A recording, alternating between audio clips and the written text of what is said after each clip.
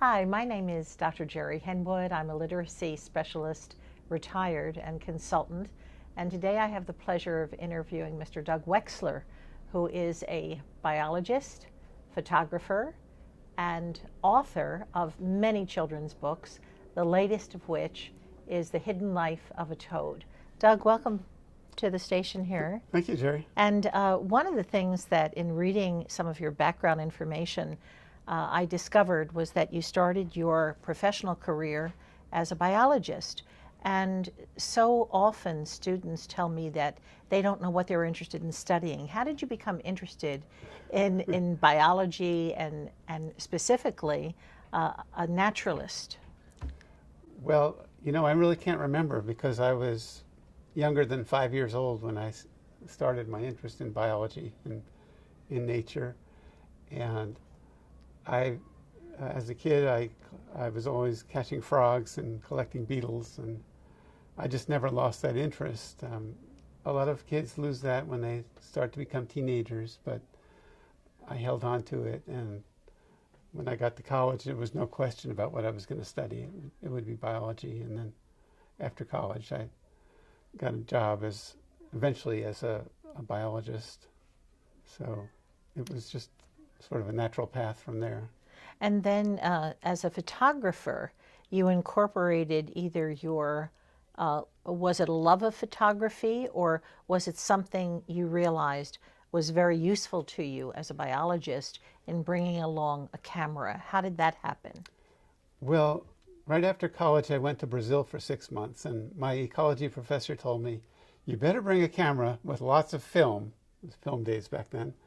And or you'll be sorry. So I brought a camera with lots of film, and that's when I got started with the photography. And of course, my goal being in the rainforest in Brazil was to photograph all of the rainforest creatures and the forest itself. So that's where I got my start. And I just was always interested in being able to illustrate the kinds of things that I was seeing in the forest, and in the future being able to share that. At first, I was thinking more in terms of sharing it with lectures and that sort of thing. But later on, I developed the interest in doing books and articles. Now, one of the things in reading your biographical information was that for 28 years or so, you worked for the Academy of Natural Science here in Philadelphia. What did you do there? I was in charge of a collection of bird photographs called Vireo, which stands for Visual Resources for Ornithology. And my job was to curate the collection, to bring in photographers from all around the world.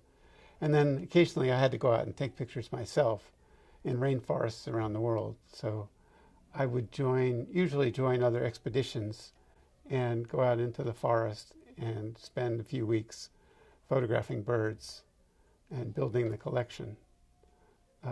It's also a bigger part of my job. I had to market those pictures to all kinds of outlets, magazines and newspapers and you name it, apps, that sort of thing. Mm-hmm. So that supported the collection. Well, in looking at some of those photographs that you gathered over the years, as I was reviewing the information for the show today, I was struck by how beautiful your photography is. I mean, the pictures of the birds are absolutely captivating with their brilliance and their pattern, and whether it's birds or butterflies or moths, you really do such a magnificent job of capturing the beauty of the natural world. I became very excited just in looking at these photos. And over the years, in your experience, we all know that the earth is in danger because of mankind. What have your observations been as you continue to go out and photograph? Are you beginning to see the devastation as you go to Ecuador, to Brazil? Well, one example of that is in 1988, on my second expedition to Ecuador, I photographed some beautiful frogs. One was this beautiful little toad that was bright green with black markings. And the other was a frog that sent chills up my spine when I saw it. It was it looked like a rubber toy when I saw it at night along a little stream. And I photographed those frogs, and I believe those were the last records for Ecuador. The frog seems to have disappeared, and that's partly a result of habitat loss, perhaps, and also likely partly a result of a fungus that's been spreading in frogs around the world. So that's just one example of the many places where I've seen our ecosystem deteriorating because of our activities. But there's so many more. Now, when you retired from the Academy of Natural Science, was it then that you decided to begin writing children's books, or was this idea to become an author germinating in your mind even before you retired? Oh, I started well before I retired, and I had my first book came out in 1995, 20 years ago. It's called Bizarre Bugs, and that was a result of, or inspired by the insects that I saw while working in Costa Rica before I even started at the Academy. I would bring back the weird bug of the day to show my colleagues. So I was doing books on the side even as I was working at the Academy. But then since I retired from the Academy 3 years ago, I've had even more time to work on book projects. Now, as a literacy specialist, I know that writing children's books is not necessarily as easy as it seems because most adults don't realize how concrete children are, and that if you want to take a subject like nature, how do you get kids interested in that on the level where they are? And you do a wonderful job of writing text that is concrete and yet which explains to children, like in the hidden book, The Hidden Life of a Toad, the life cycle of a toad. Now, where does that ability come from? I don't know exactly, but I have read a lot of children's books, and I've been writing. I started out writing for adults, but I was writing for a while before I started the children's books, more articles and that sort of thing. But I think just because of my interest in this subject and my desire to have these books published, I worked really hard at trying to get the language right and trying to pick up on what other authors have done successfully to make it appealing to kids. Mm-hmm. And have you gotten any feedback? I mean, what has been the response to your books so far in terms of personal comments, sales? I mean, have they seemed to have taken off? Well, I've certainly had a lot of nice comments about the books, and the reviews, especially of The Hidden Life of a Toad, have been very complimentary. In fact, I've also won several prizes. I'm going to accept the Cook Prize honor later this week, and I received 2 other awards that were top prize for those awards. So that's been very rewarding. But I think when I see kids read the books, they seem to be really engrossed in them. That's the most rewarding, is to see them respond to the books. Mm-hmm. Now, you mentioned awards that you're receiving. Could you share with me and with the viewers specifically what are these awards for? Mm-hmm. Well, the Griffin Award recognizes the book that's done the most to bridge the gap between read-aloud books and books that children are reading themselves. Another book, Corel Award, is for excellence in children's informational texts. So one that does the best job of presenting the text and integrating it with the illustrations, in my case, the photography. That's what that award was for.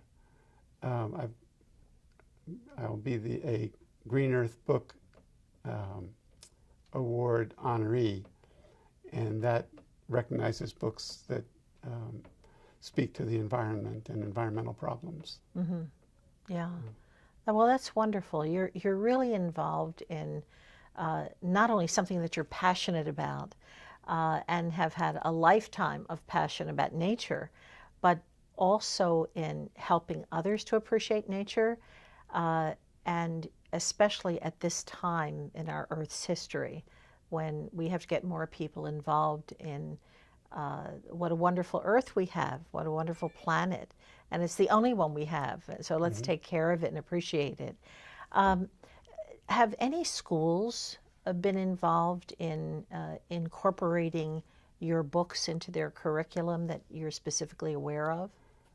I'm not aware of that exactly, but I'm sure that it's happened, but I don't know specifically. Nobody has Right. contacted me to tell me that. Right. I do know that you've been invited to schools, and in fact, you mentioned that you're going to one today, later today, On is Thursday. it? Thursday. Yeah. Up in Manhattan, which is an urban environment. And I grew up in the city, and even though aesthetically I've always appreciated nature, I never really had experiences in nature growing up. And so, do you have any thoughts about how you can bridge the gap for urban dwellers, especially children, to appreciate what you appreciate and are passionate about? Well, I think by presenting a really captivating story along with photographs that really catch your eye, that that will catch children's interest. And when I actually get the chance to visit them, I think for them to meet an author who's out there in the field, I encourage them to go out and to look at whatever's around them.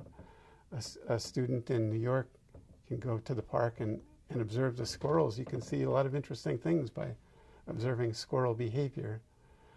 So I encourage them along those lines.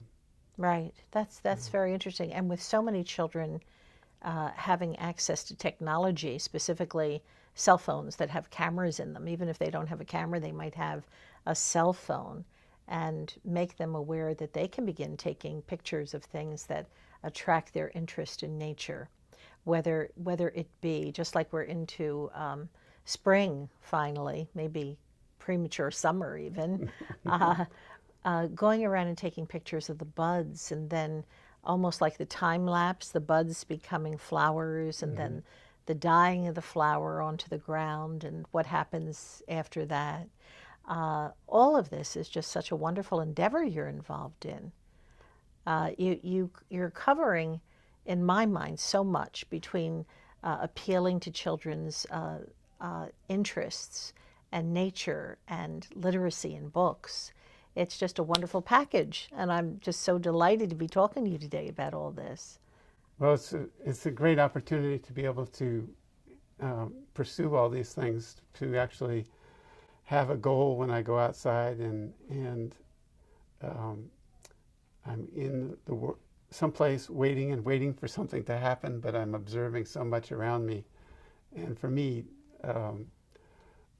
aside from actually getting somebody else interested, that's the next most rewarding thing, is to be able to absorb the interactions in nature and be right there when these various things are happening. Yesterday we observed these baby squirrels coming out of the nest, and they're just tentatively moving out a little bit away from the nest and moving back in and moving out, and just sort of seeing how they explore the natural world, or the world around them.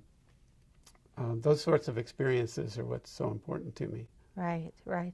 One of the things that when we were talking about the children in Manhattan, almost indigenous, and I don't know why, you might know why, is the pigeon in the city. And most people think of the pigeon as a pest because it simply makes noise and it makes droppings that could be disease laden, that kind of thing. And so many pigeons are part of city life. Do you think they're underappreciated? I mean, what would you tell the urban child about pigeons, for example, and how best to observe them? Well, I think I'd start out by explaining that pigeons used to be wild animals, and they live in remote places, and they still live in some remote places in caves. And the city has places that are a lot like a cave, a little recess in the building, places where the pigeons can hide. So just watching pigeons, you can learn a lot about birds in general and about how animals behave. There's so much to see if you just focus on it and watch what they do. Got it. Do you draw similarities, as of course well as differences, between birds, between whatever category of nature you're talking about, butterflies? Is that part of your presentation? Draws, So, yeah, similarities. Like, for example, this helps children think about whatever topic someone is dealing with, and that is if you categorize. So you're going to be talking about birds today, small birds, but there are different types of birds under that category of small Right. bird, and then maybe show them similarities, but also ask them, well, what are the differences between these birds, and what makes those differences? And yeah, so in my book on the hidden life of a toad, I point out the difference between a frog and a toad, for example. But and when I'm giving a presentation on toads, sometimes I'll take the time to show a lot of different toads so that they can understand the diversity of different toads. So in that sense, yeah, I'm always pointing out different types of things. now, see, you've just said something that I didn't know, that I guess there are different kinds of frogs, but I didn't start thinking about different kinds of tadpoles even. So, you're teaching me something as we're chatting today. Another thing I wanted to ask you about is you do volunteer work. And what are some of the volunteer experiences that you've had and will continue to have now and in the future? Well, for the past 3 years, my wife and I have been volunteering in Ecuador at bird reserves that are nature reserves that were initially set up to protect birds, particular birds, but they're really protecting entire ecosystems. And so we go to these reserves, we act as volunteer hosts, we talk to all the guests. I give them a talk about the history of the foundation that owns these reserves. Since I was involved at the very beginning, or I was there at the very beginning of the foundation's birth, and just sort of looking on from the side for many years, but now we're able to give our time to make sure that this foundation succeeds, doing our little part in that regard. So that's the main volunteer activity I've been doing lately. Mm-hmm. What about locally? Are you connected, for example, with the Schuylkill Valley Nature Center? Yes, I spend a lot of time there, and I've done some programs for them on a volunteer basis, teaching about natural subjects to children, that sort of thing. Mm-hmm. What is the youngest child that you've dealt with, and what is the oldest? What is the span there? Well, from my books, I would say that they span from 5 years old for the kind of more advanced 5-year-old to 12 and beyond, because many adults have enjoyed the books, even though they're written for children. But most of my books and most of the work that I've done with children is focused on children, say, from 6 or 7 to 12. Mm-hmm. Okay. And do you have plans for future books? I have many future books that are in the works, but that I don't have a contract to actually get them published anyplace. So, mm-hmm. once I get that contract, I'll go full steam on the photography and fine-tuning those projects. Mm-hmm. But I'm interested in the animals that live inside logs in rotten wood, and I'm interested in a certain group of turtles that I'd like to write about. So I have lots of projects that are started but don't have a publisher yet. So. Now, I've not read your books, although I certainly intend to. I have 6 grandchildren, and I've already mentioned over the weekend when I was FaceTiming with them that I intended to pick up some of your books. And I looked at the book, The Hidden Life of a Toad, and noticed that the language is beautifully written, very concrete, but in terms of employing what we call literary devices like alliteration, where the first letters of words are similar. You do that. You also make concrete for children. You mentioned debris in a pond was like spaghetti. Well, they can identify with that. And so from my point of view, with my professional background, I can see how you would capture the imagination of children. Now, again, I haven't read any of your books, although I intend to now. What are some of the topics you've covered thus far? Okay, my first book was Bizarre Bugs, so it talked about adaptations of insects that appear weird to us.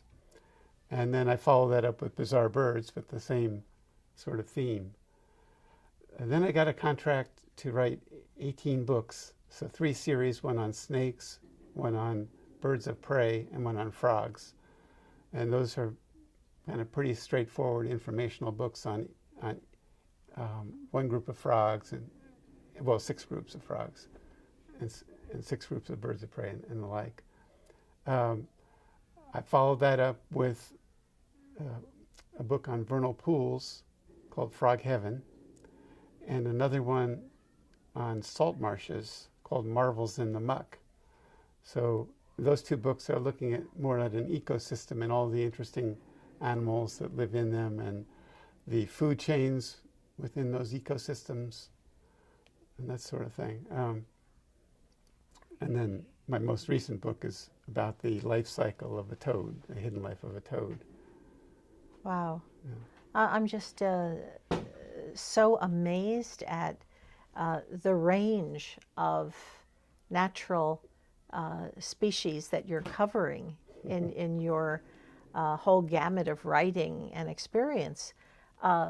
One of the things that I'd like to ask you is, do you yourself, are you amazed by anything? Do you have a favorite animal?